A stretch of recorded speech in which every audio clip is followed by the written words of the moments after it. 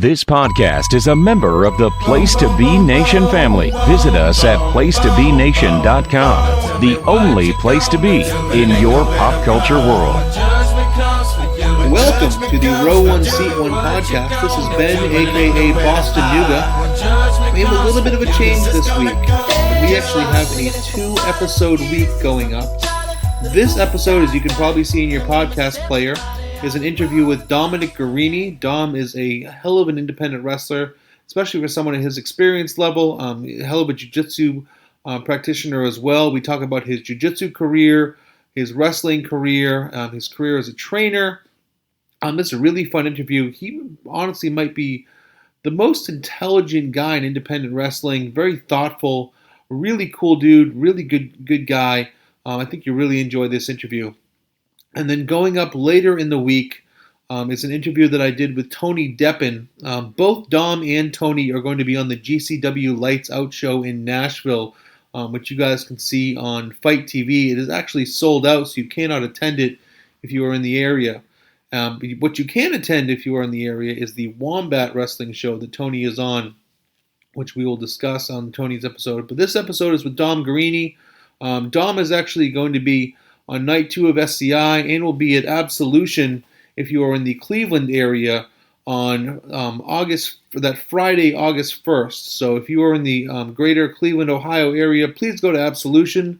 If you are not coming to SCI, Dom puts on a hell of a show. AIW is one hell of a promotion, and Dom is a great person to support. So here is my interview with Dominic Garrini. And keep your ears out and your eyes out for my interview with Tony Deppen later on in the week.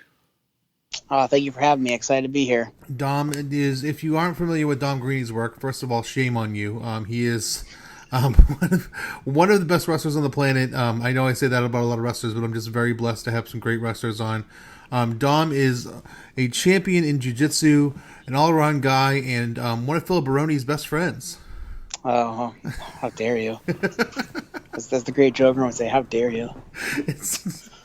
Dom comes from a very different background than most, and we'll talk about that a little bit coming up here. Because Dom was a champion in jiu-jitsu before he became a professional wrestler. But you've always been a wrestling fan, correct, Dom? Yeah, so wrestling was actually my first love before I ever knew what mixed martial arts or Brazilian Jiu-Jitsu were. The story always goes, my mom bought me a Hulk Hogan VHS tape from Eagle Video, which is a defunct video store in the Ohio area when I was a young boy. And I love that tape. And it's like I kind of tell everybody, either you watch wrestling when you're young and you get out of it, or you never get out of it. And I was one of those that really never got out of it. Man, I miss the video store so much. We always had those tapes we wore out. And mine was WrestleMania 4, just because it was 2 tapes. And I felt like I was just getting more bang for your buck, even though it was like a terrible pay-per-view, like looking back on it. Oh, it's like watching paint dry, that pay-per-view. It really was. It absolutely really was. But I felt like I was getting more bang for your buck. But yeah, that and just the video store was going away really sucks. Like, really, really sucks. Because you just had that, I mean, you just walked in, it was like heaven for a little kid like us. Oh, yeah. And that's growing technology has, of course, killed that. But, I mean, it's cool that, like, the stuff with the WWE networks around, things like that. Because I could only imagine having all these, like, VHS tapes, on a digital streaming service for those days where I was sick, where my parents would do that. Or, when my parents would go out to eat and they would leave me at home alone and they would take me out to the video store beforehand to pick a couple of tapes. And, it was usually a wrestling tape, so. Yeah, kind of fast-forwarding a little bit just here, but you're a teacher. It must be... Tape study must be a lot easier for you to teach your students. Just say, go to the network and watch this, right? Oh, when it comes down to it, I kind of lose my mind once about every 4-ish months, I would say. Usually when a new crop of students comes in, because I think everybody gets a preconceived notion that wrestling school, like, kids come in and they have this broad spectrum of wrestling knowledge. And me and Thorne have talked about it before, and I'm real guilty of it. Like, when I got into wrestling school, I had read all these autobiographies. I knew about all these wrestlers, and I was ready to go. But I'm the 2% to the 98% that come to a wrestling school, and the emails that I field, these kids know what they see on TV. And I was just talking with somebody about it last night. you look at it, most normal kids get into wrestling when they're about 10 or 11. So let's say I have an 18-year-old kid who's looking to come to the AIW Academy. If they're 18, they were born in 2001. So their wrestling jump-off point now is 2012. So we're talking like... Oh, that makes me want to kill myself. I knew that you were going to say that. But if their wrestling jump-off point is 2012, 10 or 11, you got to think about it like we're almost into like when NXT starts. So like these kids that like people ask me like when kids come to the school, who do they cite as their inspirations for wrestling, or who do they cite as their favorite wrestlers? I'm like, Finn Balor is number one, and people are like, no. I'm like, yes. I was like, Finn Balor is what a lot of these kids know, because like if you have a 21-year-old kid, they've watched this whole Finn Balor genesis of him coming up. Like they don't know who Fergal Devitt is, but they know who Prince Balor is, or Finn Balor. Yeah. They understand who that is because they watched him in 2013 in NXT, and they've watched him come up to now. So like it's a real thing for them. Like you have a 21-year-old kid, they were born in 1999, so it's wild. But I kind of got off on a tangent there. Mm-hmm. But yeah, I tell kids there's no reason to not watch stuff. YouTube has thousands of free matches for classic independents. Then you have IW.TV that's got, all of these older shows. Then on top of that, you have the WWE Network. So there's just so much wrestling out there to consume. If I want kids to go watch stuff, I can tell them, hey, go watch this guy, go watch that guy. And it's so much easier to find than back when I was, 21 and I was on Crazy Mac message boards trying to get bootleg DVDs for $3 a disc. We had to scramble for tapes. We had to beg, borrow, and steal for tapes, and now everything is at your fingertips. Yep. And it's just so much easier nowadays. Not to get up on a tangent, but yeah. So you had your Hulk Hogan tape, and you always loved wrestling. But then you had... When did you discover jiu-jitsu? So, the way the story always kind of goes is I was about 16 years old. I had found a local independent in the Ohio area that was letting, me and my backyard friends set up the ring, and we thought we were like king shit on Turd Island, and we're like, hell yeah, man. So we're doing this, we're ready, like they're going to get ready to open a wrestling school, we're all going to go to wrestling school. And then I decided to go back into high school sports, and then wrestling became a lot less cool to me at that point. And when I started high school wrestling, I found the UFC. So this would have been about 2007-ish, so I would have been about 17. So I'm dedicating all my time to like high school football and then high school wrestling. And while I'm doing high school wrestling, me and my buddy, we find a tape of the Abu Dhabi, Combat Club Championships. And we don't know what jiu-jitsu is, but we're like, oh, this Abu Dhabi thing's really cool. And here's Matt Hughes and Tito Ortiz doing like grappling, and they're not punching each other. So this is interesting. So we'd start rolling around in the wrestling room during the summer when like no one was in there. And like we had no clue what we were doing. It was just like grab a choke and like go for it. So that, we go through our wrestling senior years. And then I am 18 years old, or I'm 19. I'm coaching high school wrestling. I'm coaching high school football. I'm going to college. And I'm at the UFC in Columbus the same weekend as the Ohio Wrestling State Tournament. And I run into Henry Cejudo, of all people, current UFC double champion at 125 and 135 pounds. My high school wrestling coach actually coached Henry on the U.S. national team. My high school wrestling coach was a U.S. Olympian. Who's your high school wrestling coach? Brian Dolph was his name. He was an NCAA national champion at Indiana. He was a 3-time Olympic trial guy. And the last time he was at the trials, he wrestled Brandon Slay, who he actually coached at University of Pennsylvania, and he lost to Brandon, and Brandon won the gold medal that year. And Brian coached a lot of really good guys, high-level wrestlers. I want to say he was in the Foxcatcher documentary that was on the Netflix. Sure, yeah, I watched it. Yep. Mm-hmm. Because Brian was in it, because Brian was very close friends with Dave Schultz. He's got Dave Schultz tattoo on his shoulder. Oh, wow. But Brian coached Gray Maynard because, Gray's from the Cleveland area. Yep. And we were at the weigh-ins, and I had been batting around the idea of starting jiu-jitsu to kind of get me into maybe training to become a mixed martial artist. So I had the chance to sit down and talk with Cejudo, who at this time hadn't even started fighting yet. He was still going to get ready to run another Olympic cycle. And we got into the discussion, and he really encouraged me to try Brazilian Jiu-Jitsu when I said that I was interested in it. So the following week I went to Jiu-Jitsu, and here we are 10 years later, and I still train every week. Realistically, my idea for Jiu-Jitsu was I was going to train Jiu-Jitsu, get really good at Jiu-Jitsu, and then start to parlay striking in and be a full-on mixed martial artist. And I was going to go to the UFC. I started to fall in love with the idea of sport Jiu-Jitsu, though. I started to watch it, and I loved the idea of it, and I ended up kind of putting MMA on the back burner and saying, well, you know what, like I started competing a lot, and I saw, the higher level of jiu-jitsu, and I was like, I want to be a world champion. So that was kind of where I dedicated my life towards at that point. So what was it about jiu-jitsu that spoke to you as opposed to, I mean, because you put wrestling on the back burner, you put sports on the back burner, you put everything on the back burner. What was it about jiu-jitsu that made you fall in love? It's hard. I think it's just the idea that no matter how good you are, there's probably always someone out there that's better than you, so you've always got to continue to train. No matter how much you know, there's always a new technique you can learn. And just it was a way to compete a lot. And I've kind of always been a competitor, so I think that it was one of the easiest ways to stay a competitor and stay fresh and always, keep learning new skills and sharpen my mind. Makes sense. And how you got pretty high up in jiu-jitsu too. You were nationally ranked, right? So when I was a white belt, I was just kind of like this throwaway kid of not knowing what I wanted to do. Do I want to do this for MMA? Do I want to do this, to just do something?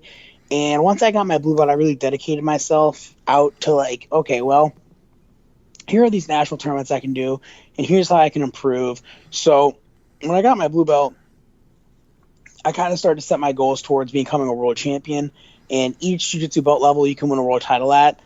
So I wanted to win one at blue and purple because I felt like those were two of the hardest to do it at, because that's when all kind of when all the jiu-jitsu guys are kind of at their apex in terms of I'm going to compete every weekend and do all this and that. So my goal from the years, I would say 2010 through about 2015 were I'm going to win a world title. So I dedicated about five hard years to that.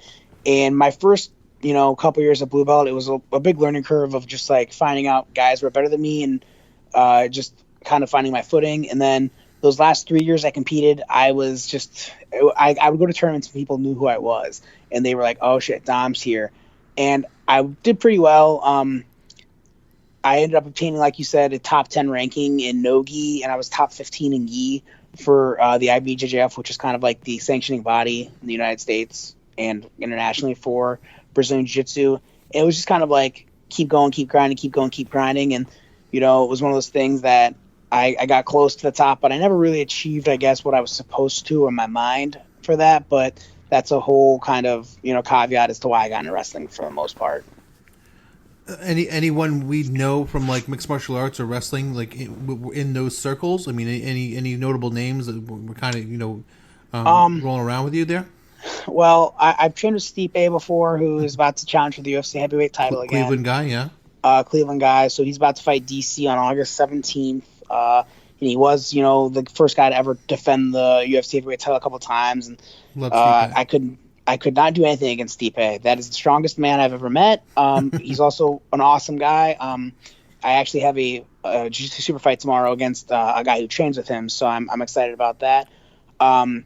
I got the chance to train with Eddie Wineland a few times. He is a UFC bantamweight out of Chicago. Fought for he was a former WBC champion when that was around, and then he's fought in the UFC a bunch of times. Fought Uriah Faber's, fought some of the best at 135 pounds. Jeff Hughes, who just got into the UFC, he's an old training partner of mine. So he's been doing really well. He was on the Dana White Contender Series and got signed off of that. Near the end of my competition cycle, I got a chance to train with Devontae Smith. Sorry. He is also in the UFC. He's 2-0 currently. And he's another one who got signed off the Dana White Contender Series. So I've gotten a chance to train with a lot of those guys, and it's been amazing. It's awesome. And why the decision to stick with jiu-jitsu and not go into striking and not go into UFC in general? I'm too pretty. I'm kidding. I don't know. I took more of a liking to helping my friends out that were getting ready for MMA fights than to actually do it.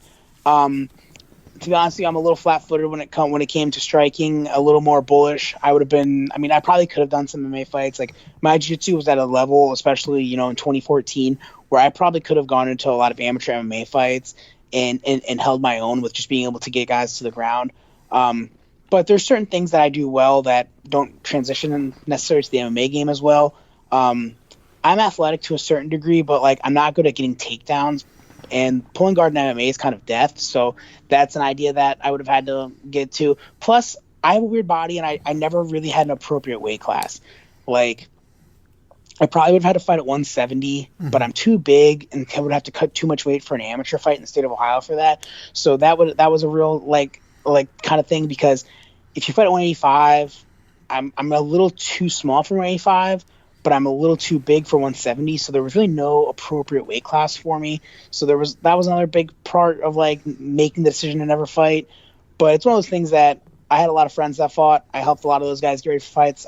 I got to be a cornerman multiple times, so that was something that like kind of got out of my system that way. See, it's weird because like I train, finger quotes, where I go where they have training. It's half striking and half jiu-jitsu, and the mindsets are so different.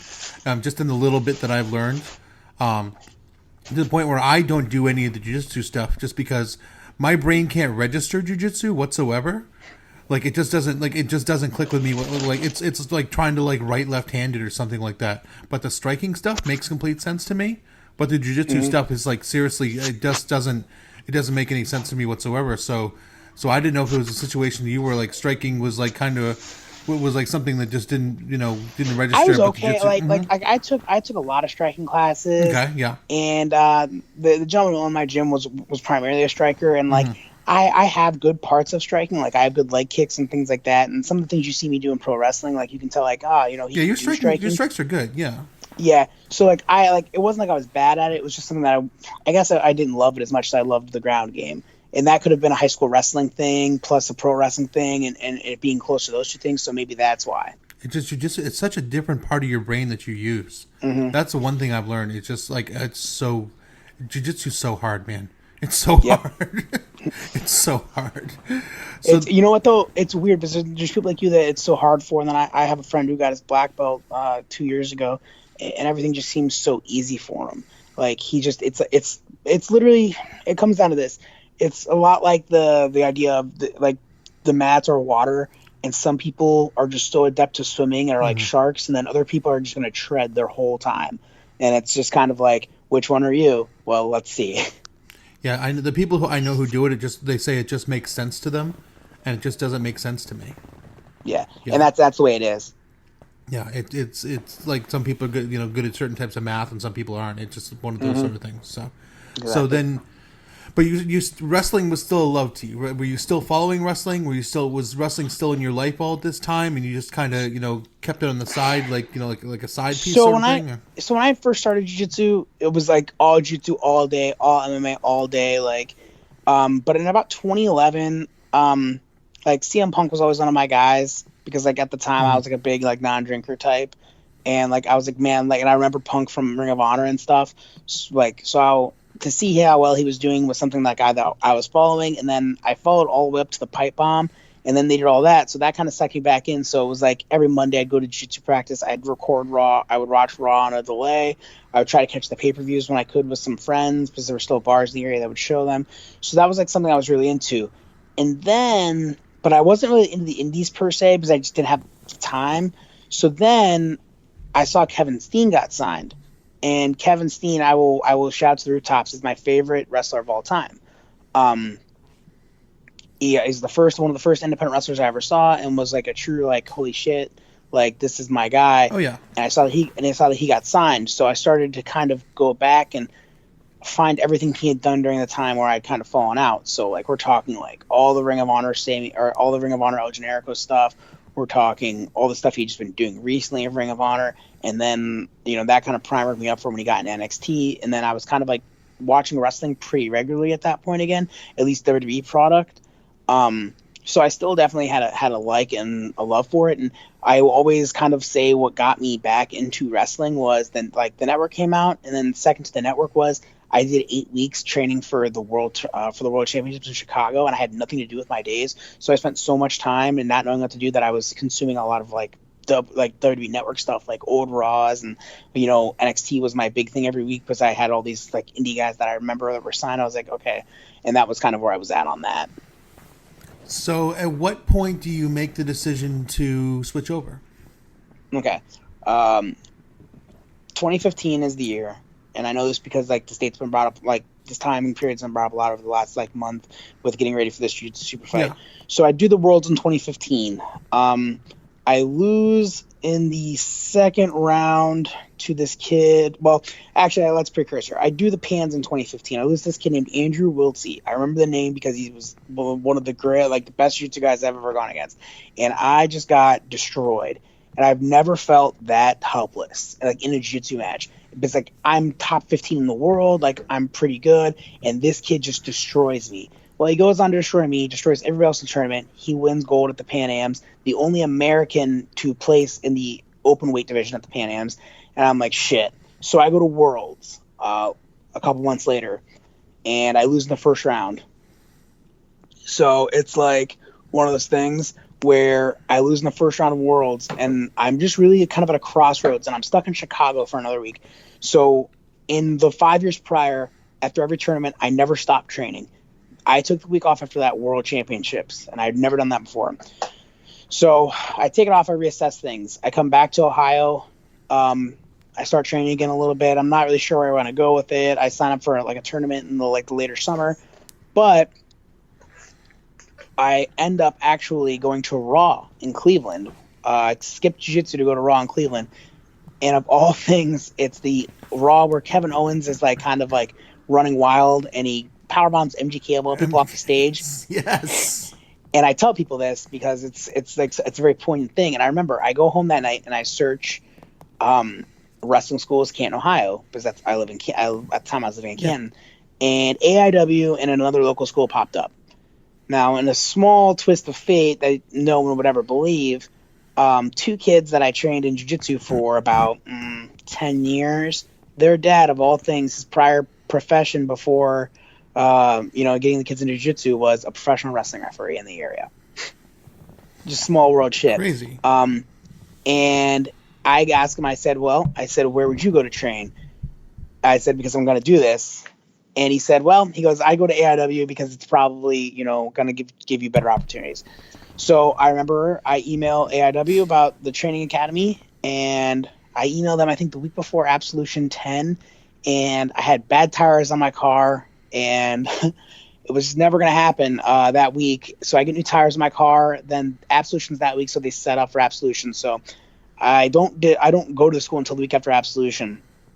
But essentially, I decided to get out of jiu-jitsu because I just felt like after dedicating 5 years of my life to winning a world championship and getting destroyed by a kid who trained for 2 years, I always felt there might just be somebody that was better than me. And I felt like I might just be kind of treading water here. And I'm like a weird dream chaser. So I was like, you know what? I've always wanted to be a pro wrestler. Let's do this. And let's promote jiu-jitsu to the masses in a different way, and maybe get some people to start jiu-jitsu based off of seeing my style in the ring. So that was where the decision to kind of go from jiu-jitsu to pro wrestling came from. And it just so happens that you live in the same town as one of the 5 or 6, if not 3, best indies in the country is. Yes. Well, I was living an hour south, but close enough. When someone says I live in Chicago, usually they live an hour out of the city. Yeah. So it's very similar. Well, I tell people I'm from Boston, but I grew up an hour north. Yeah. Same deal. Yeah. That's what everybody says. Yeah. So yeah, I pretty much grew up in I was an hour south of Cleveland. So you started the AIW training. Is it easier, harder than you expected? About what you expected? So it's a little different than what I expected. Interests me. So it's a little different than what I expected, because you read about training in these books, and most of the guys have such an old way of being brought up. They're brought up in the territory days, like no one told them it was a work. They got the shit kicked out of them, things like that. Johnny and Candice are not that way at all, and John and Chandler were always around when I started to, and it was never that way. Johnny's in immaculate shape, so you had to be in pretty good shape, but I was coming off of being a competitive jiu-jitsu for 5 years, so I was in pretty solid shape. I was able to kind of pass everything with flying colors the first day that they expect, and when it comes to fitness and things like that. So they were more than excited to get me started. But it was a lot of just kind of learning the basics, and I was a little quicker because of my backyard experience. Of all things, I had befriended a wrestler back when I was 16 that taught me how to bump. So I kind of already had a cheat sheet on how to bump. So that stuff was easier. But when it came to a lot of smaller adjustments, like hey, how do you sell emotion when you've been taught not sell emotion on your face for the last 7 years?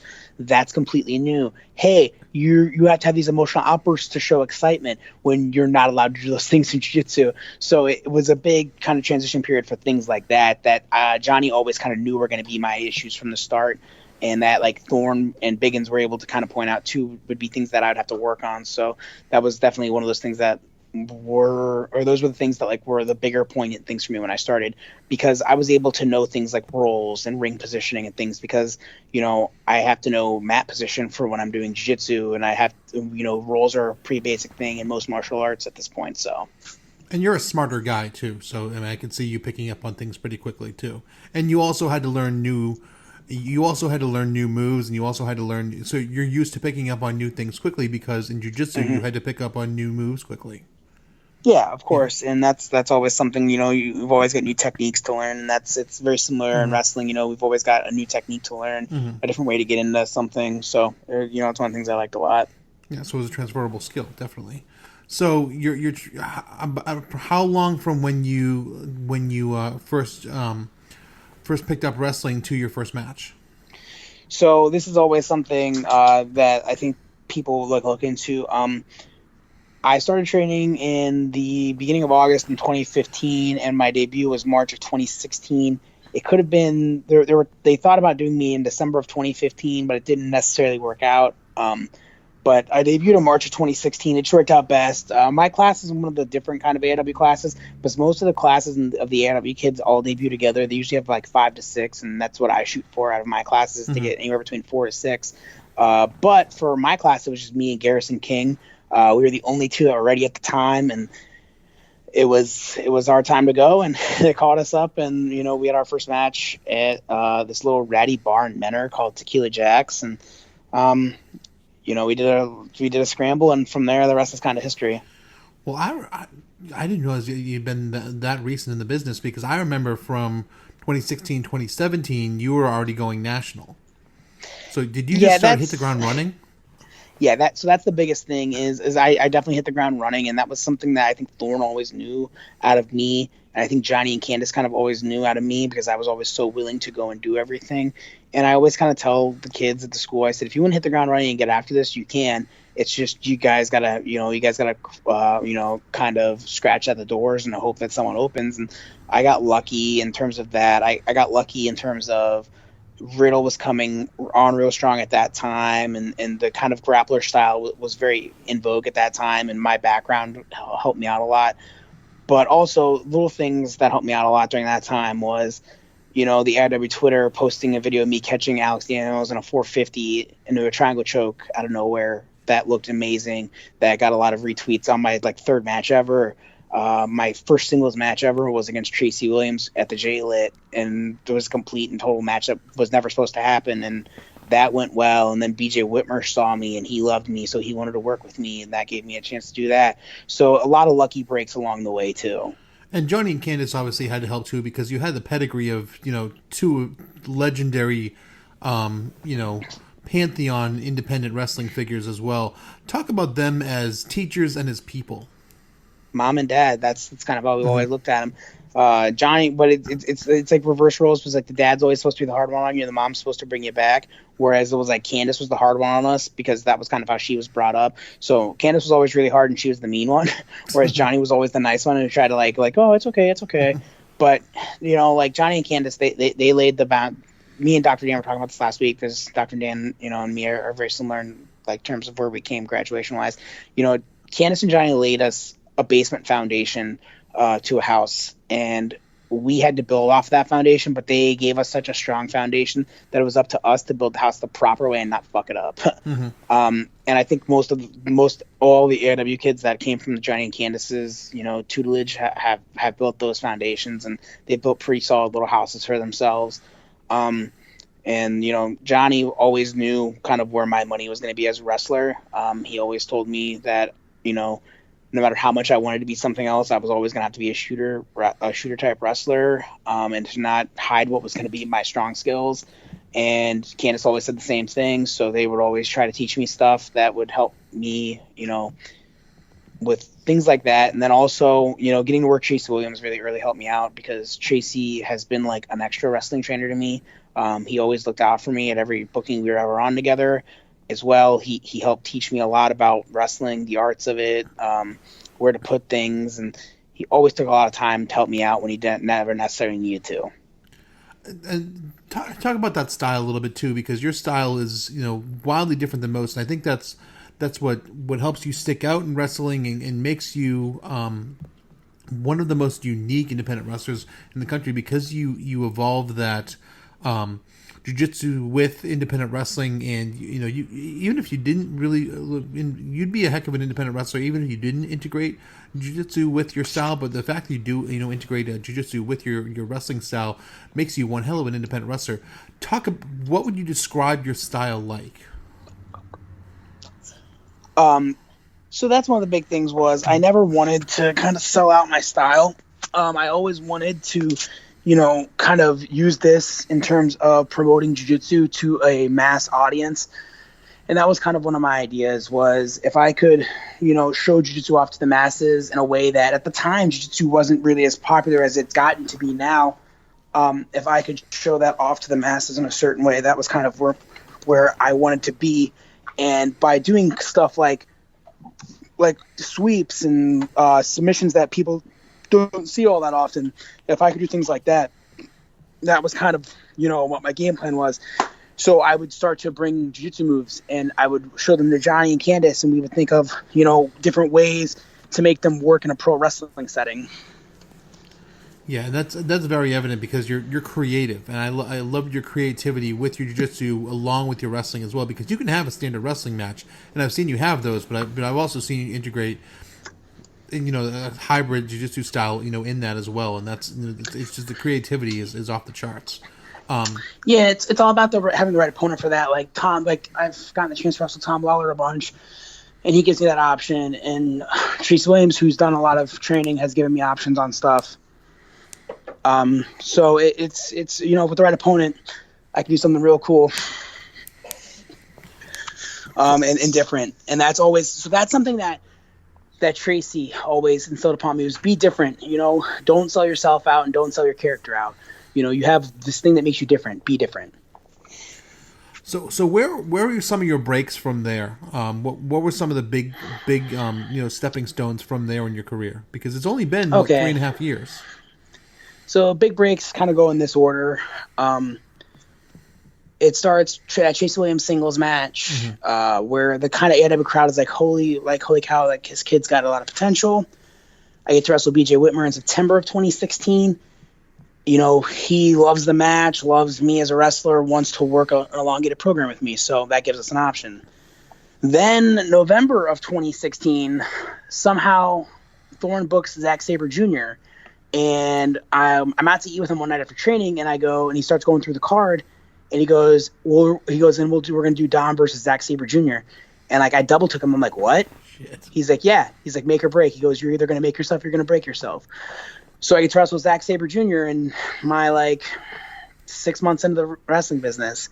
And after the match, Zack puts me over on the mics, literally has a quote that says, he goes, you're supposed to suck for the first 10 years of wrestling, right? He's like, how are you so good? And we kind of go from there. 2017 comes around. I finish this feud with BJ. I actually get to have BJ's last wrestling match ever, from everything I know, because he's having neck surgery, and I think he's officially done wrestling now.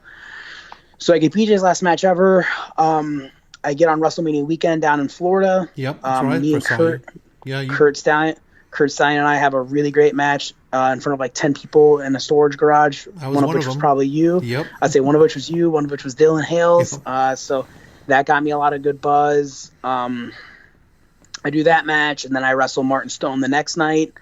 And that match got some good buzz. So I come back from WrestleMania weekend pretty hot.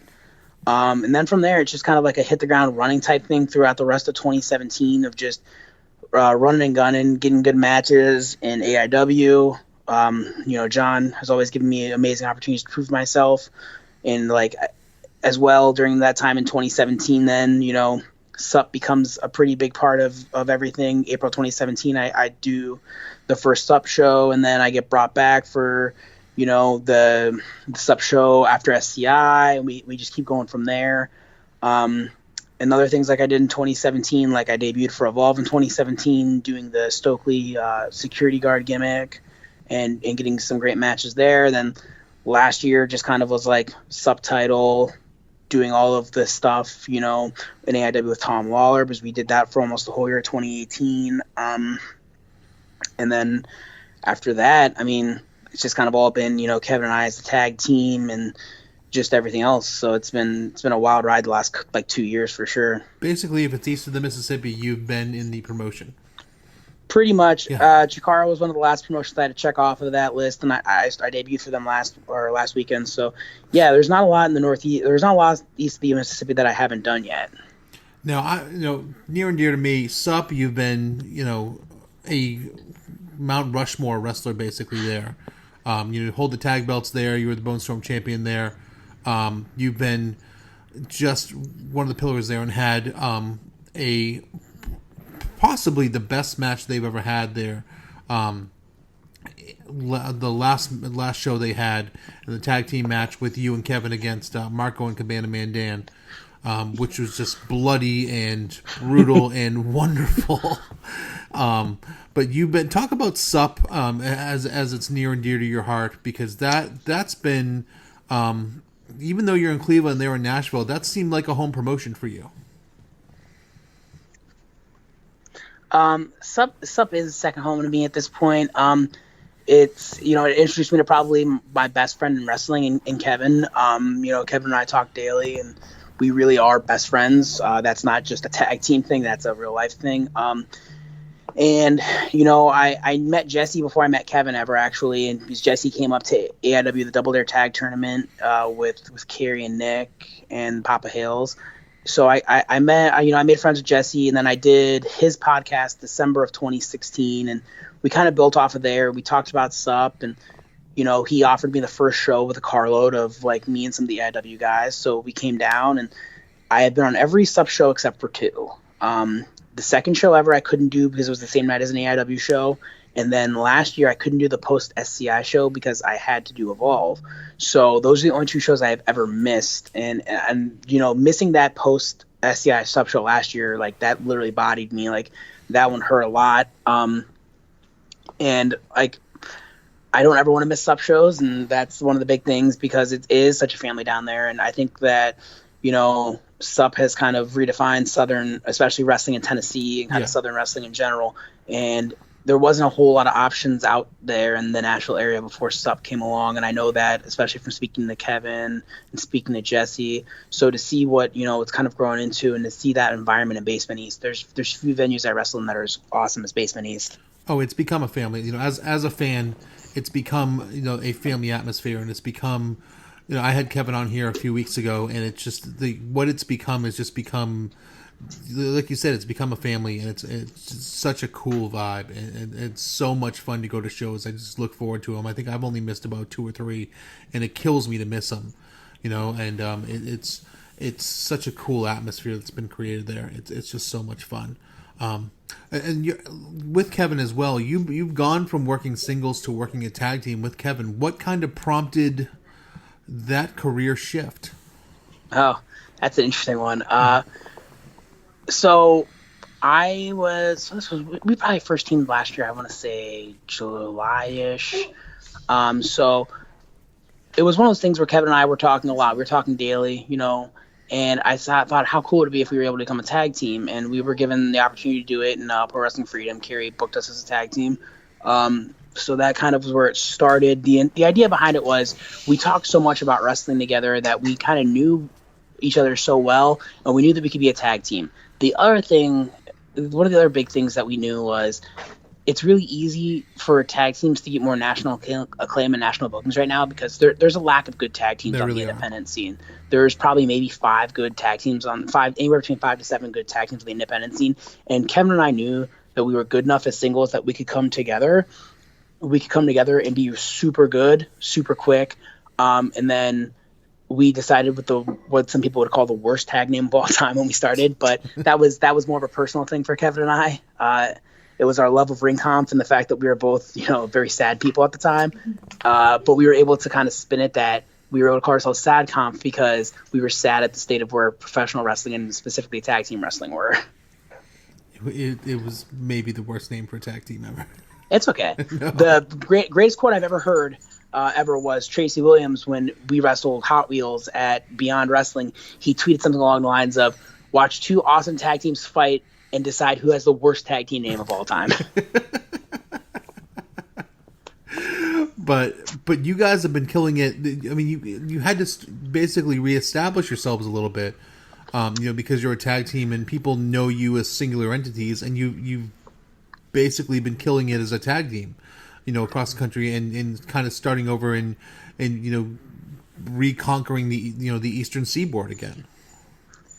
Yeah, and we got a lot of good opportunities early with some people that had known us from other stuff. So obviously we were able to reassess, and SUP was easy to become a tag team in. But then, we were given the opportunity to do it in Black Label. Kevin was teaming with Percy, and he kind of wanted out of that because it wasn't serious enough for him. So there was a perfect built-in storyline to bring me back, because I'd been suspended technically under Black Label management. I had been suspended for so long from Black Label. That was a great way to bring me back in. So we did it there, and now what we would call Defunct Pro out of Virginia. We were a tag team there, and we got some good opportunities there, and it's just kind of been a build from there. And it's been a great thing because we've gotten the chance to do Beyond out of it. Yep. And we had both individually wanted to work Beyond, and it worked best for us to get there as a tag team. And honestly, sometimes getting to do cool stuff and wrestling with your friends is the absolute best. And, the stuff I've been able to do over the past year in the tag team with Kevin has made everything worth it. And not only that, but in the last year as well, you've kind of shifted to becoming a teacher as well. You're teaching at the AIW school, correct? It's been more than the last year. Okay, so yeah. In all reality, the AIW school kind of runs like this. I started August 2015. Literally 2 weeks after I started the school, Johnny and Tommaso are on NXT TV quite a bit as a tag team. They win in the first round of the Dusty Classic that year, and it's like no one knows what's going on. Johnny's keeping everything real quiet, and my thought process is, holy shit, I just started the school and Johnny Gargano is going to get signed right away. Well, they were under those, Johnny and Tommaso got those really sick Samoa Joe deals where they were able to work indies but still get WWE money. And then more power to both those guys, because I know. Yeah. So we ended up having Johnny for all of the rest of 2015. And then most of 2016. Johnny didn't leave us until October of 2016, because that was when he was officially signed under contract. They'd won the tag titles, and he had to move to Orlando. So around mid-September 2016, Johnny and Candice move. At this point, the school's kind of in disarray. We don't really know who's going to be the trainer. But before Johnny and Candice left, they put myself and Alex Daniels in charge. They kind of knew that we were the guys that had the most experience in terms of getting out there, but they also knew that I had coaching experience from martial arts and from, being a high school wrestling coach and a high school football coach. So those two and Thorne and Biggins knew too. And Thorne and Biggins knew of my coaching background, so they were pretty active in getting me around. One of my big things those first year and a half there was trying to get to seminars, learn stuff. So I had stuff, but I also have a really weird steel trap memory type thing out of, remembering stuff that Johnny taught us. So I was doing things like that. The way it all falls down is, we lose Chandler in, June of 2017, but realistically he was, he'd been sick since March 2017. Yeah. So Alex kind of fades out around July of 2017. So starting in July of 2017, it's pretty much the Dom show, where it's me, training the kids with a couple of helpers, like Dr. Dan will come when he gets off work and help me on Tuesdays and Thursdays. But it was a lot of me, and it's a lot of stress, Yeah. It's a lot of stress for the guy at the time, a little over a year and a half into his wrestling career, to now have all these other kids' careers in his hands, because I'm still trying to figure everything out, and it's my job to teach all these kids too. John helped me out a lot in terms of, being a grandpa type voice in their ears of hey, this is how you do this, this is how you do that. But when it came to wrestling, it was all me. So it helped out that the first class of kids that I trained was just super athletic. And that first class of kids might end up being the best AIW class we've ever had. When you look at it, it's like Josh Bishop, Trey Lamar, Big Twan Tucker, Chase Oliver, like just really good kids out of that class. So their match was easy to put together. But, from there, that's one class of 6 guys. There's another class of 6 guys and another class of 4 guys and another class of 4 guys. So I did the math the last week. So far, there's been 13 graduates of the AIW Academy since I became the head trainer. There you go. So it's a lot. I said on the AIW podcast this week, becoming the head trainer of the school, it's kind of killed any personal life I have. And, that's my own personal decision to not really have a personal life. On Mondays and Wednesdays, my days are consumed by my normal job, followed by jiu-jitsu. And then Tuesdays and Thursdays, it's my normal job, followed by pro wrestling practice. And then Friday through Sunday is usually some sort of wrestling-related activity. No dom time. There's very little dom time. That's why if you follow me on Instagram and you see me post the movie poster, it means I'm at the movies. So that's most of my dom time.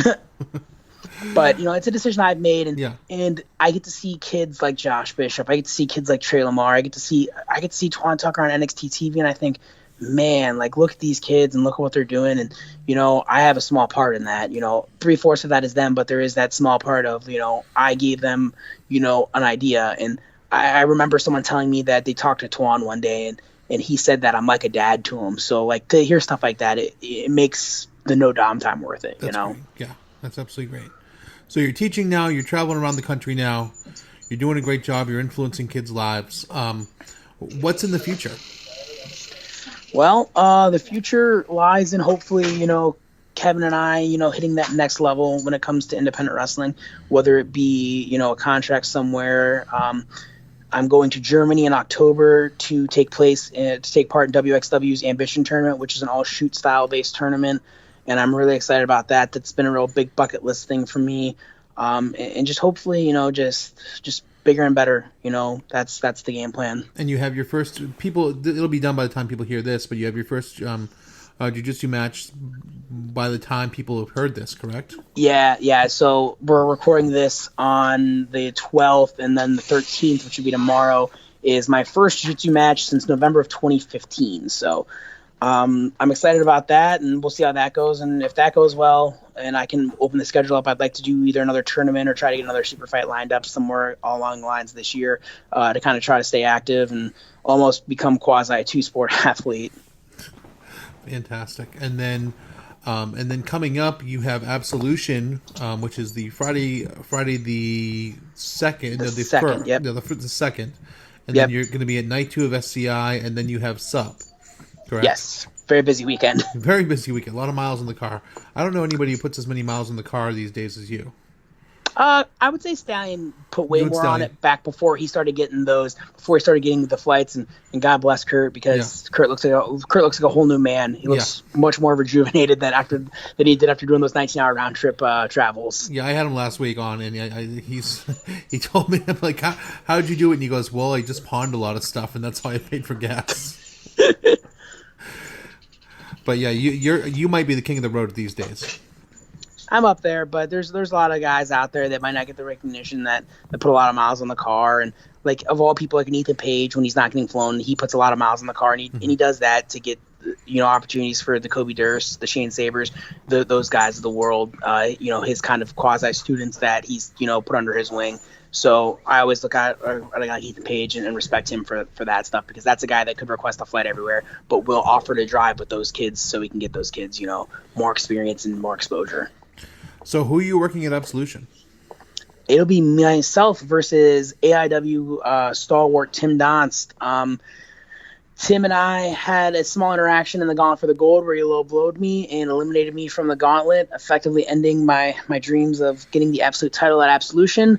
So after that, we were scheduled in a singles match at Keep Their Heads Ringing, where that show was all no rules. So Tim, he decided to attack my knee throughout the match, and when he couldn't get me to quit, he hit me in the head with the chair and knocked me out and put me in a chokehold. And referee Tom Dunn, since I couldn't defend myself, called the match. So Tim decided to wear a shirt J-Lit weekend that said Don's 2 seconds because he said that was how quickly it was that he put me to sleep. J-Lit weekend, I got to wrestle Eric Stevens first round. I don't like to put my matches over much, but that's one match that if you can watch, please watch. Eric Stevens is back. He's here for a short time, not a long time, but good. He is fucking great, and he's just as good as he was 10 years ago, if not better. Yeah. So see that. But I won first round. I beat Eric Stevens in the main event of night one. Tim lost to Sup legend Marco Stunt first round.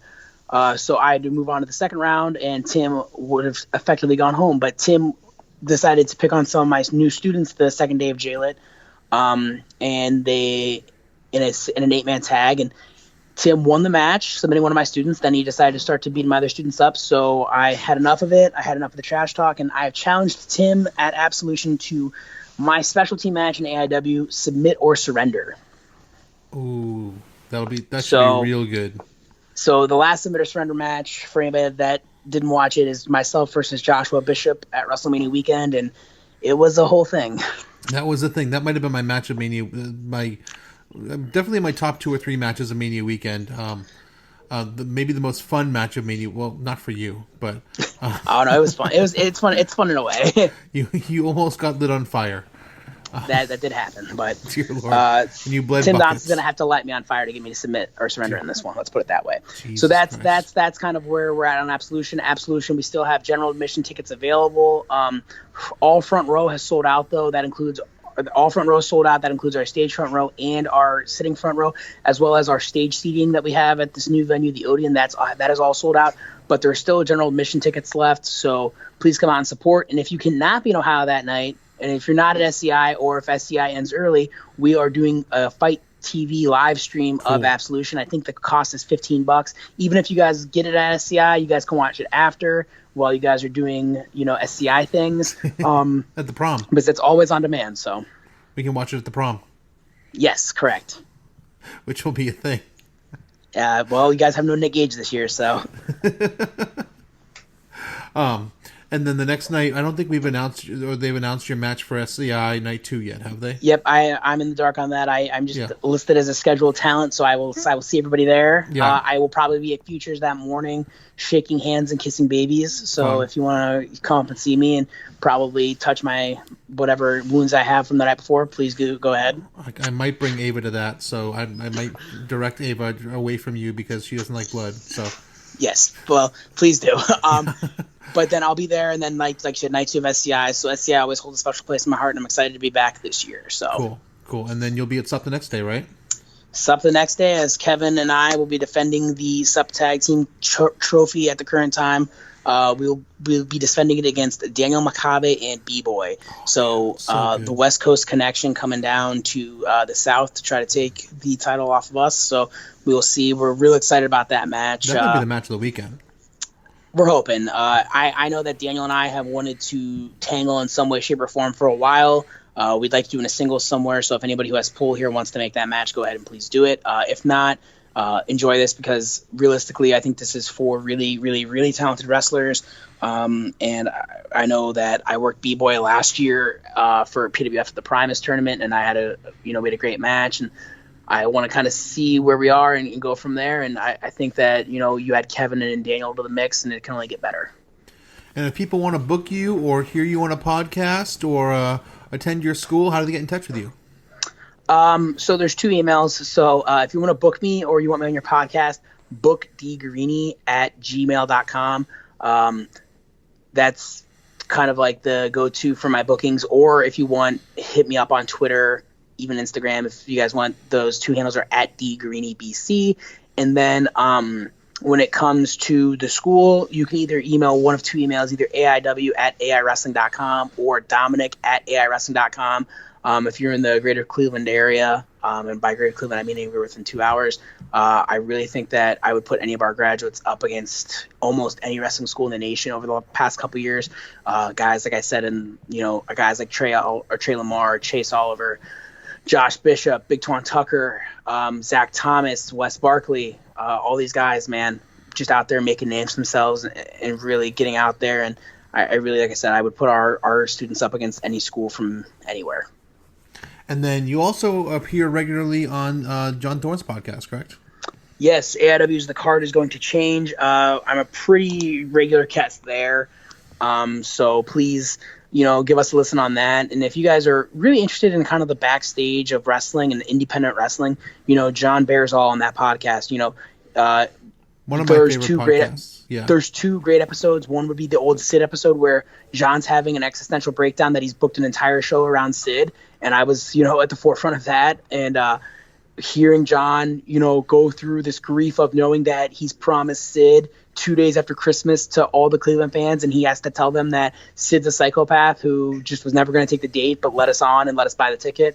So that's a great episode. And then from about a month ago, when Ray Phoenix just kind of ghosts Thorne, and we booked an entire show based on the Lucha Bros, and it's him and Hornswoggle, and Swoggle's trying to essentially keep him sane during that time. So those are a couple great episodes, and there's a lot of great episodes if you go back and you can listen to the late great Chandler Biggins and hear his voice, again. And Chandler gives some great stories on those podcasts too. And then I will also give a podcast recommendation because you were on possibly my favorite podcast of the last year. You did an episode of Pod Van Dam. Yes, my good friends, Young Ed, Ron Two Legs, Pat Franklin, and Thrift Store Jobber. So that podcast started as just like someone testing out Phil Baroni, and someone asked about, is someone going to talk about it? And I literally just out in the open hit up Pod Van Dam, and I was like, hey, I'll talk about all of my experiences with Phil. And I bear all in that podcast, and I will precursor this to what I said to everybody else. The podcast is not meant to bury Phil. I like Phil. I respect Phil, especially as his MMA past. But the story of that weekend had to be let out, and of the horrors that were that match. It was amazing. It was just, it's an hour long, and you were just honest. You didn't come out to bury Phil at all. You just told because everyone else has Baroni stories too. I have a Baroni story where he got me on FaceTime with Frank Mir. Yeah, I believe that. Phil was on a whole different level that weekend, and he had fun, and hopefully everything. I'm hoping that Phil's doing fine, and he's still at the White Eagle Hall. He's sleeping in a closet. I would assume so. Yeah. If you guys want, like I said, Pod Van Dam's a great podcast, because not only do they do that episode, but those guys do a great, hilarious podcast every week. And they do. I'm sure this week's episode with the Twitter shenanigans that went on this week will be great. Retroactive it to the week of like July 5th through like the 12th or whatever. Yeah. Because I'm sure with all the Twitter shenanigans, it's going to be wild. Oh, yeah. So, Dom, you're a great friend, a good guy, a hell of a wrestler, and I wish you nothing but the best this weekend and in the coming weeks, my friend. Thank you so much for coming on. Thank you very much, Ben. Thanks. Talk to you soon. Yeah, talk to you soon. Bye. Bye. On the PTB and Pop feed, the Sarcastic Four continue their look at 1971 with the second of the 3-part episode of Marvel Age. On the 30th episode of Songs with Friends, Steve and Kelly pay tribute to 1994. The hard-traveling fanboys continue Spider-Man month with their review of the latest MCU film, Spider-Man Far From Home. DC4U continues its celebration of Superman with a look at the classic Alan Moore Kurt Swan story, Whatever Happened to the Man of Tomorrow. Geek and Sassy welcome Tim Capel to review Season 2 and preview Season 3 of Stranger Things. Join Glenn and Scott as they run down all the candidates in the coming presidential election in New Spectacular. On a new episode of NBA Team, Adam Murray and Andrew Ritchie reflect on what has been quite the last week in NBA land. That Russ trade was ridiculous. The greatest song of the 80s tournament continues. There'll be 6 polls a day posted for round 1, and please don't vote for a Billy Joel song. You can get into the action by searching PTBN's greatest song of the 80s tournament, which does not involve Billy Joel, and liking the page. Be sure to weigh in and don't vote for Billy Joel. On the PTBN Wrestling feed, in the 11th episode of Roto 1 Seat 1, I interviewed Kurt Stallion. On episode 130 of Main Event, Scott, Nate, and Steve are joined by my brother Pete Schermacher to talk to NGP, New Japan's G1 Climax, AEW, Impact, Evolve, and much more. Tim, Jenny, and Greg are back with talking WCW, and they looked at War Games. JT and Chad opened up the 96th year looking at the Royal Rumble on Wrestling Warzone. Jennifer Smith, Drew Wardlow, and Matt Souza gathered to break down the 86 Crockett Cup. On PlayStationNation.com, the tribute to 94 is off and running with pieces on the Best Picture nominees for the Academy Awards in 94, the 94 World Cup, and the miniseries Stand. The excellent Network Adventure Team is back with a look at Black Saturday from 84. Check out our social media pages and message board at bigelow.34.proboards.com for information on joining our GWE pay-per-view and TV Match Ever project. Get in the conversation today and start researching your lists.